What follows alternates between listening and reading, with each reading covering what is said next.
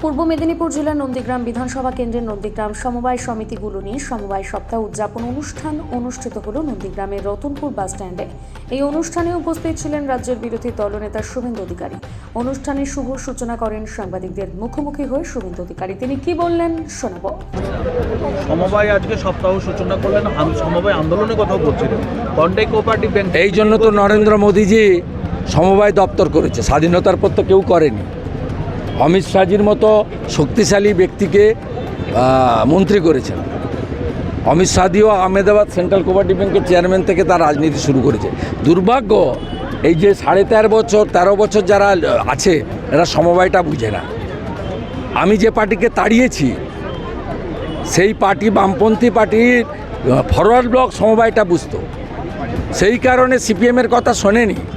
সরলদেব, রবীনবাবুরা আমাকে তারা প্রোটেকশান দিয়েছিল। আমলে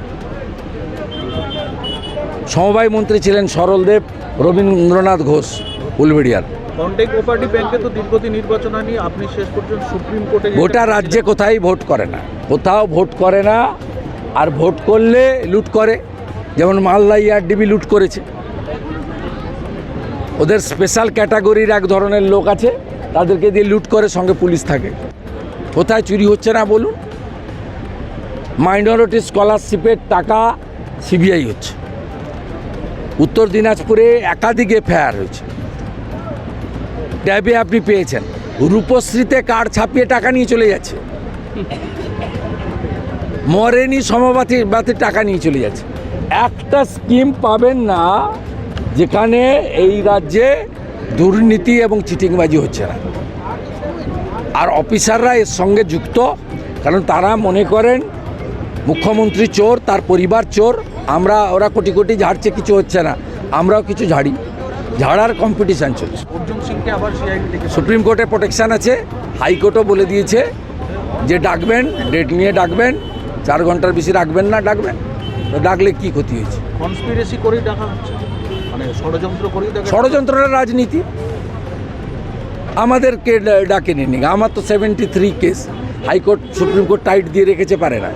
7 মাস জেলে, ইনাকে জেল খাটিয়েছে 5 দিন। কে কায়ে বাদ গেছে? মমতা ব্যানার্জির সঙ্গে ভুল বুঝিয়ে মুসলমানদের একটা বড় অংশ আর পুলিশ, এর বাইরে ওদের সঙ্গে কোনো লোক। পরিষ্কার কথা, ভালো করে শুনে রাখুন। আপনার বাড়ির লোকও মমতাকে ভোট দেয় না। আর যেটুকুও দিত মহিলারা, আরজি করের পরে কোনো মহিলা তারা ভোট দেয় না। সংখ্যালঘু মুসলিমদের ভুল বুঝিয়ে রেখেছেন, তাই শিক্ষিত মুসলিমরা চাইলেও বেরিয়ে আসতে পারছেন না। কারণ ওদের বুথ কেন্দ্রে বা পাড়ার পরিবেশটার এমনভাবে করে রেখেছে, ওরা জানলা খুলে রাখে, বিরোধীদের এজেন্ট। আমাদের তো ওখানে বুথ কমিটি নেই মুসলিম এলাকায়। যে তথাকথিত বিরোধী দল যারা আছে, CPM, কংগ্রেস, ISF, তাদের এজেন্ট দেয় না, বা তারা সেটিং করে, বা যদি কেউ থাকে হাড়োয়ার মতো টেনে বের করে দেয়, নইলে বুথ কেন্দ্রের বাইরে আটকে দেয়। কালকে দেখলেন কি অবস্থা করেছে।